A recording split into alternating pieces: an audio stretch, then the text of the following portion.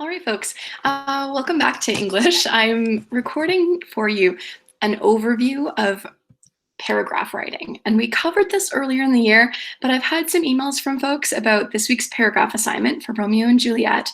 And I wanted to give this extra supplementary help, kind of like an extra tutorial on what goes into a paragraph and remembering what that process is all about. And so to do that, I'm going to invite you to turn in your course pack document, the one that says Romeo and Juliet course pack, to page 9. Okay, so to page 9, where there's a paragraph assignment little blurb at the top. So the first things first, when you write a paragraph, you have to have a purpose. It's always to convince me of something as your reader. So you want to have a focus. And in this case, our focus is who seems to have the most mature attitude to love, Romeo or Juliet. I'm going to actually highlight that in yellow because that helps me to remember that's what my point is. That's the big focus for my paragraph is maturity. Who does it better? Now, in our case, we're going to read the two sections of the balcony scene to find evidence of one of the two people being really mature or evidence of somebody being really immature. Okay, because you know that in a paragraph, you have to have a point, but then you have to actually prove that point and have some details. And then at the very end, you have to discuss and talk about how the paragraph fits together. So that point, proof, and discussion, that's your job this week, just getting back into that mode and mindset. Let's take a look at the balcony scenes. And as I read these out loud, what I'm going to do is I'm going to do what we call a think aloud. I'm going to highlight in the document places where I see that proof stuff happening. Okay, so this referencing that I'm going to do in I think maybe green as proof. So when I find a good piece of evidence, it's going to be green. And then when I, at the very end, discuss and talk that through, I'm going to do that in blue, and you'll see that on the document. Okay, so let's read the first bit, and you're going to see me thinking out loud as I read about how mature Romeo is or isn't in this excerpt. So Romeo, he jest that never felt a wound. But soft, what light through yonder window breaks? It is the east, and Juliet is the sun. Arise, fair sun, and kill the envious moon, who's already sick and pale with grief, that thou, her maid, art far more fair than she. Be not her maid, since she's envious. Her vestal livery is but sick and green, and none but fools can wear it. Okay, so whoa, we know there that Romeo's like, oh, Juliet's beautiful. She's better than the moon. She's better than the sun. That to me, there's some nature stuff in there that's showing how extreme Romeo's like vision of love is. So I'm gonna write down here, nature, imagery, Romeo's love is all in, extreme, and engrossing. I'm gonna just write that note for myself, comment, and I might actually put that as like a proof. Now, you gotta think to yourself, if love is all in like that, like, oh, my love is the sun, is that mature or is that maybe a hyperbole, like maybe an exaggeration? To me, that's kind of a little bit maybe extreme. But I'm going to keep going and see if that's true of the rest of the piece. Now, I didn't get that livery stuff, like, right? That might not be familiar to me. So that's a place where I would actually jump over here and look at what that livery stuff is actually meaning. Here, virginity makes her look sick and green. Only fools hold on to virginity. Let it go. Ah! Okay, so actually, that stuff I didn't understand.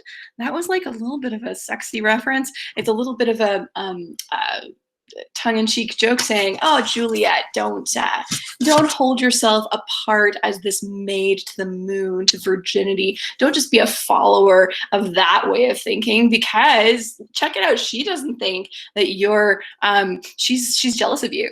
So that's not worth it. Cast off that way of thinking." So maybe here Romeo is focused on the physical, perhaps, with love. So I'm going to write a little comment to myself here and just say, is Romeo focused just on the physical? It's possible, right? Beauty, sexuality. If that's it, maybe this is not as mature as I first thought. I write that little comment to myself. I've marked that in green, so I have two places where, I've got some proofs where I could talk about maturity already. Let's keep reading, though. Okay, so what does he say? He says, gets rid of this virginity thing. What else does he say? Oh, it's my lady. Oh, it is my love. Oh, that she knew she were. She speaks, it says nothing. Well, what's that? Her eye discourses. So she's not saying anything, but she's really looking. So that's just Romeo telling us what's happening on the stage, right? What does he say? I'll answer it. Oh, but I am too bold. Ooh, I like that bit, because you know what? He's pulling back a bit there. So I'm going to write a little note to myself saying, you know what? Maybe pulling back with I am too bold is mature. He's pausing to regroup and see what she says. So that's maybe a smart thing that Romeo's doing. Maybe he's a bit mature. Let's keep reading. "'Tis not me," she speaks to, "two of the fairest stars in all the heavens having some business do entreat her eyes." So there's two stars up there that just like are beckoning to her eyeballs. So Juliet must be looking up at the stars. Okay. "To twinkle until they return. What if her eyes were there, they in her head? The brightness of her cheek would shame those stars, as daylight doth a lamp." Oh, beautiful, right? So, okay, so it's as if she's talking to the stars, and then what if her eyes were there, up there in the ceiling of stars instead of in her head? Well, if her eyes were up in the ceiling of stars, Romeo's saying, again, she's so beautiful that she would be better than a star. She would be more beautiful than the stars up there. So she'd shame it like daylight does a lamp. Like there's so much light in day. A lamp is just like tiny flame. Daylight is beautiful and encompassing. So we know he's kind of overwhelmed. That might be another proof down there.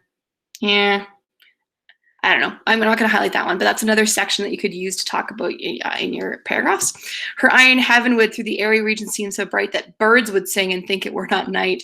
So again, like, maybe I'm like, this seems like an exaggeration. This seems like exaggeration. Hyperbole. But does that mean immaturity? Or is he just swept away? That's a question I have to ask myself as I'm reading, right? And I'm going to highlight that in green and just, again, it lets you have a sense of certain bits of proof that are possible, right? Oh, that I could lean upon her cheek. So again, he's like leaning in. He's wanting to really emphasize the physical. And again, physical isn't necessarily immature, but it seems to be what his focus is. If he's really obsessed with like, oh my goodness, look at her face, look at her eyes, look at all the parts of her, as opposed to maybe what we'll see next. So that's a preview of just reading through for proof. Now I have to compare, because remember the question, it didn't just ask me, is Romeo mature? The question says, who's more mature? So I have to read both, and then I need to choose one section to zoom in on. Okay, so let's read the Juliet section here in Act 2, Scene 2. This is a little bit later, once they've actually talked about being Capulet versus Montague. Here's what Juliet says. "Oh, swear not by the moon, the inconstant moon that monthly changes in her circled orb, lest thy love prove likewise variable." So don't swear by the moon. You can't count on it. I don't want your love to be unreliable. So Romeo's like, well, what should I swear by? Juliet, do not swear at all. Or if thou wilt, swear by thy gracious self, which is the god of my idolatry, and I'll believe thee. Ooh, I'm going to pause right here. Okay, so I'm putting one note here just saying Juliet recognizes that protestations of love aren't always sincere, right? Sometimes they're overblown. So she's like, she tells Romeo not to swear. That's interesting already. What else? Swear by thy gracious self, which is the god of my idolatry. This is cool to me because Juliet anchors her love right in Romeo as he is. Right? She doesn't say, oh, you're like an Adonis. You're like a god, Romeo. She's like, no, no, no, no. I idolize you, but it's you, your human self, that is my focus. She's not saying, oh, you're like Mars or Rome or all these Greek gods. Or she's not saying, oh, you're so handsome that you'd shame the nighttime sky because you twinkle in and of yourself. No, Juliet's like, my love is for you, buddy. So just swear by yourself and I'll believe you. So that's a really nice little piece in there. I'm going to do that in green again, because it's not that you have to use all these proofs, but you might as well track them. Next section. So Romeo's like, if my heart's dear love. So he starts to listen to her. Ooh, he listens to her a little. I'm going to write that down because I think that's kind of nice. He listens to her a little, starting with his heart, his own heart. A better thing to swear on, right? Cross my heart. So I'm going to put that comment in. Now, Juliet, well, do not swear. Although I joy in thee, I have no joy in this contract tonight. It's too rash. It's too unadvised, too sudden. Oh, Juliet's recognizing, oh, I'm swept away. Woo. But she's like, oh, you know what? We have to like temper down the joy a little, bud, because this is too fast. This is a really wise statement by Juliet, especially because we see later in the play that rash actions, right? Like Juliet, you know what, this is going to happen, faking her death, lead to horrible consequences, right? Like Juliet faking her death, let's put a comma, or Romeo dueling Tybalt, right? Romeo slash, it's actually Rome slash Mercutio. Mercutio. So I'm going to put that in there. So Juliet's really showing some wisdom here, and that matters. So what does she say? Well, too like lightning, which just air, which just cease to be ere one can say it lightens. So like it's like a flash of lightning. It's too fast and doesn't help anything. Sweet good night, this bud of love, my summer's ripening breath, may prove a beauteous flower when next we meet. So not only does she use nature, but she's using it wisely, not just to say, oh, love's amazing, but she's actually using nature and nature metaphors to talk about, oh, you know what, just like a bud, you don't want to just have a bud forever, or you don't want to just like pick a bud too soon. You have to let that flower and summer and the summer's ripening breath allow that flower to blossom. So she's willing to wait. Good night, and sweet repose and rest come to thy heart as within my breast. So I wish you the same as I have, Romeo. Romeo says, wilt thou leave me so unsatisfied? And Juliet looks at him and says, what satisfaction canst thou have tonight? Like, what are you looking for here? And he just says very sweetly, the exchange of thy love's faithful vow for mine. That's kind of sweet, right? Because you may be expecting that he wants some physicality, some like a kiss or something like that. But no, he's saying, I want you to swear the same way I have. No, that seems kind of sweet. I want to say seems sweet. But has he really listened to Juliet about whether or not it's useful to make swear about love, right? Like, that might seem like really sweet. He's not asking for anything physical right away. He's giving her time, but he's also not really recognized that she said swearing isn't all that important. And he's also not really recognizing that when she says, I joy in thee, in line 117-ish, when she says, I want your love to not be variable, Romeo's not recognizing that, like, she's speaking from a place of deep love for him. She doesn't mind though. So like she just says, oh, well, I gave thee mine before thou didst request it. Like it's all been implied. It's all there for you. Of course, I gave it to you even before you asked for proof. And yet it were to give again. So she's like, and even though I've already given it to you, I would give it again. Here it is. Here's my love. So she responds to him, gives him what he needs, and doesn't hold it against him that he didn't totally listen to her. So isn't that lovely? There is just a ton of evidence that you can focus in on. Look at all the green I've found. So the first step in writing any paragraph, you got to know your stuff. You got to zoom in and you've got to understand what's happening between characters.